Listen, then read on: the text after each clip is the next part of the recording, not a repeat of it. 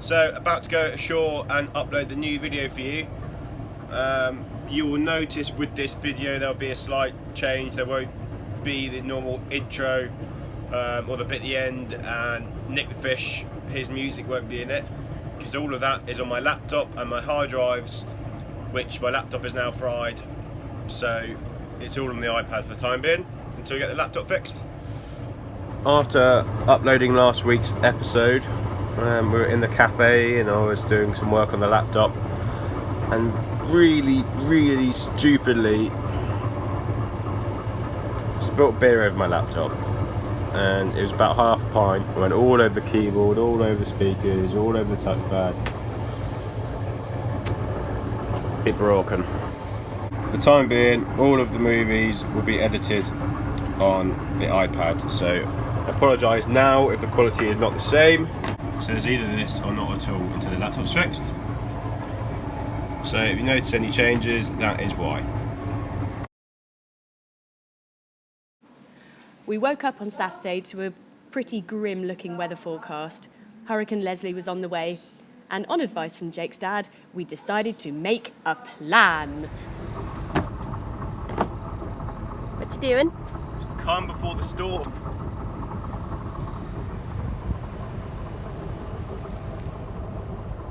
So we've got Hurricane Leslie hitting us this evening. Not a very sexy name, is it? I think it started about 10 o'clock, wind starting to pick up. It was worst about 1 o'clock in the morning. And we've been... So it's supposed to, originally I thought it was going to go like southern Portugal. I thought it was going to, the worst part of it was going to miss us. But it's now decided to come up to us. So this morning we've been trying to make a decision. What do we do? Do we stay at anchor and put loads of chain out?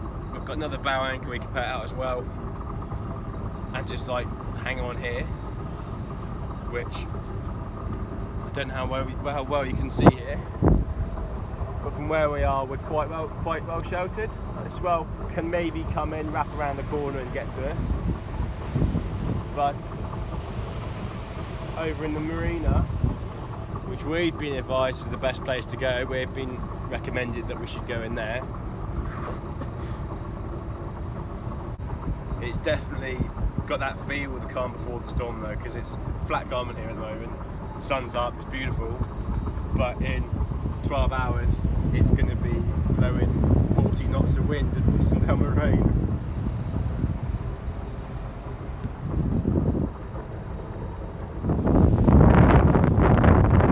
So this was the conundrum.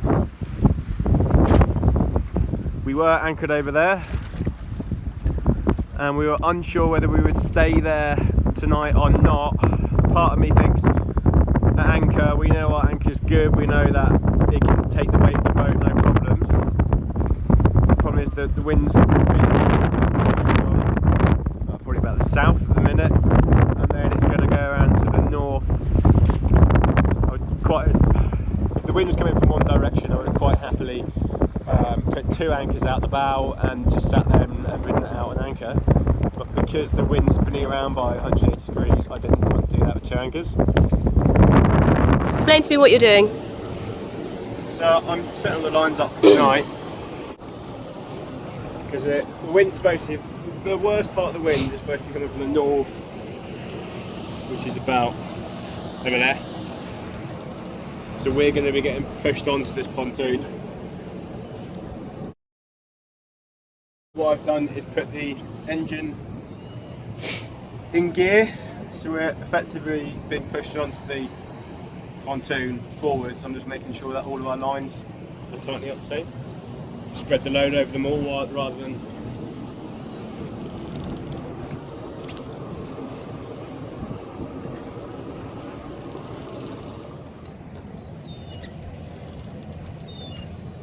a bit nervous. I am. How many knot gusts was it? Windy was saying the average was like middle of the night is 52 knots, gusting 96. 96 knots, people. It's been called a zombie storm. Zombie hurricane, wouldn't it? Zombie Is it hurricane. a hurricane or something? Either one.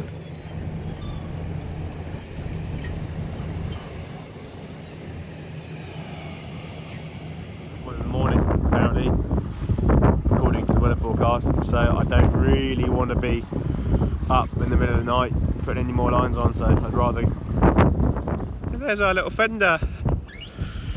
Little fender there. Laurie found that on the north coast of Spain, and we kept it ever since, and we've never used it. So I gave it to this boat earlier because they only had 2 fenders.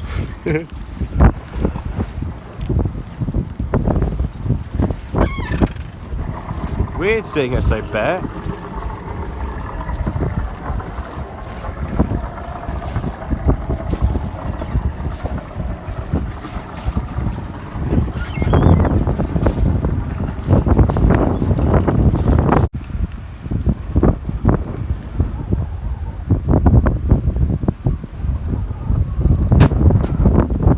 Hey Lucy? I'm a bit nervous. Bit nervous. I'm making lasagna. I'm not nervous about this lasagna, I just want to point that out. What's it forecast to be? What, like 52 knots? 52 knots, gusting 96, I think I saw.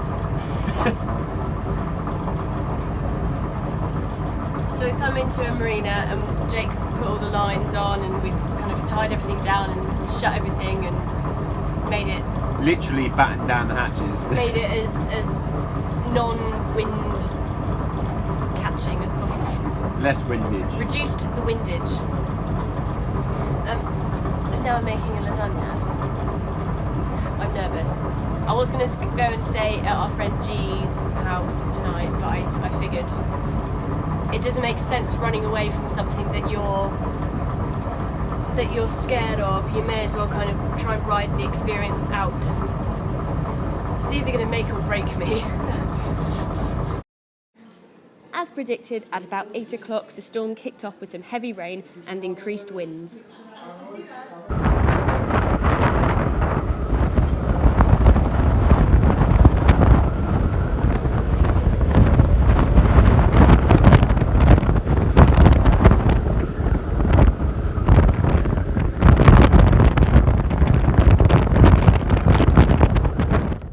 Luckily, with some expert planning, we made it through Hurricane Leslie with no damage to us or the boat. Right, as you saw, we tried getting you a little bit of footage from the night of the hurricane, but it was dark, it was windy, noisy, you couldn't really tell what was going on. So we thought we'd talk you through how it was for us. I thought it was going to be scarier than it was. It was not a nice surprise, that's the wrong way of putting it, but it was, given that we were reading the forecast, it said it would be, 50 knots of wind, gusting 96? Mm-hmm.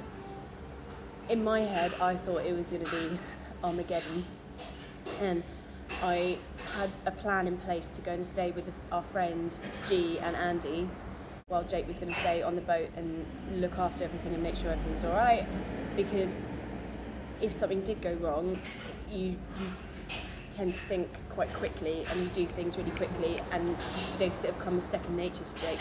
The thing is, he'll think too quickly and then not tell me what I should do, and then I don't necessarily think as fast as he does. And so then I think I would just be more of a hindrance. So that was the idea. And then I was sort of thinking, I may as well stay on the boat and put it as an experience that I'll learn from. Yeah, so it started off, wind started picking up about 10 o'clock from that south, which was coming straight into the bay. Ragtime was pointing straight into the wind, which was fine. We had the lines set up for that. And then it started spinning around to being more from the west, so we were actually being pushed off the pontoon. And it clocked, we don't have a wind speed transducer is not working on the boat at the moment, but our neighbouring boat said that it clocked 46 knots.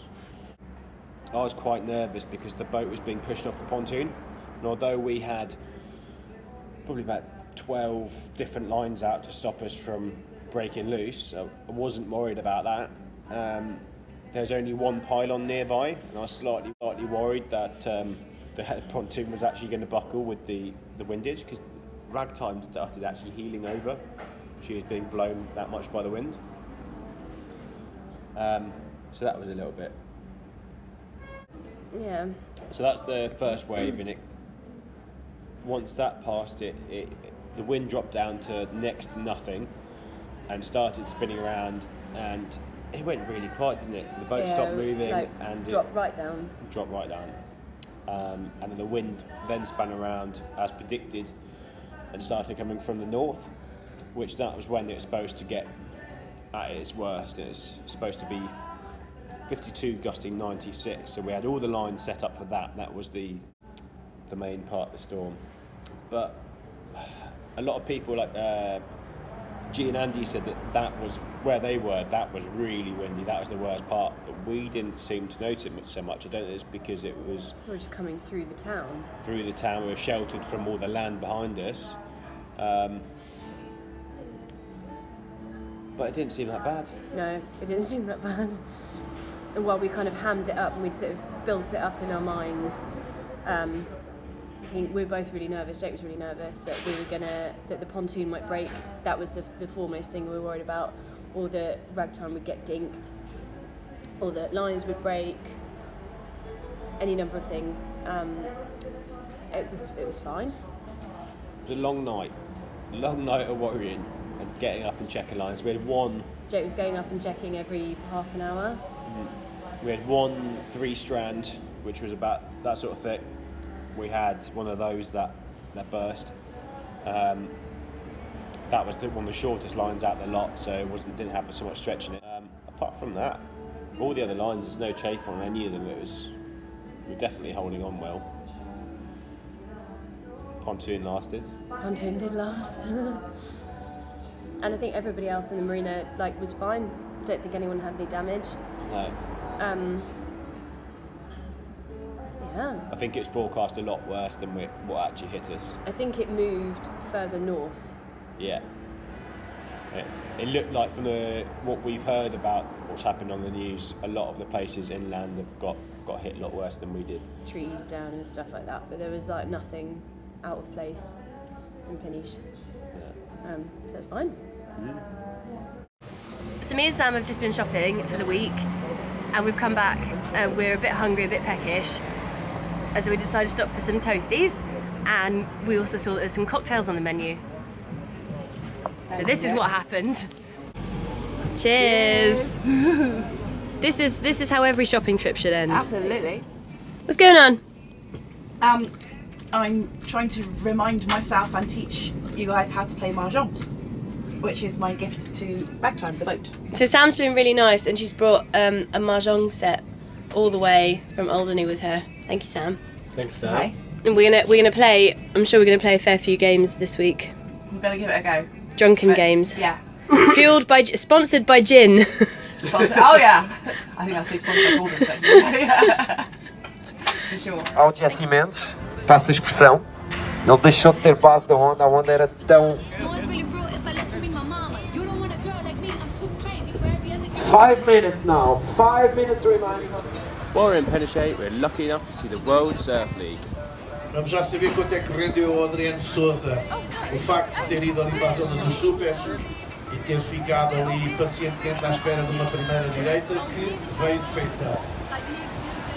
Melhor onda da bateria até agora, sem saber esta do Adriano. The competition sees male surfers from all over the world come together to surf the breakers at Supertubos. Primeira bateria vamos ter o Felipe de vermelho e Samuel Cuco de azul. 2 brasileiros. É imperativo para... Vai haver mudança de prioridade. É imperativo. Não vamos para a ronda 2 e a ronda 2 tem baterias muito interessantes. Baterias de muita pressão para quem está a correr para o título. No, I haven't. I could smell it down there. Well, you know, Ren is always the highest seed. Michelle Perez with all the experience, a decade on the championship tour for the Tahitian in red. He's chosen a different part of the lineup here.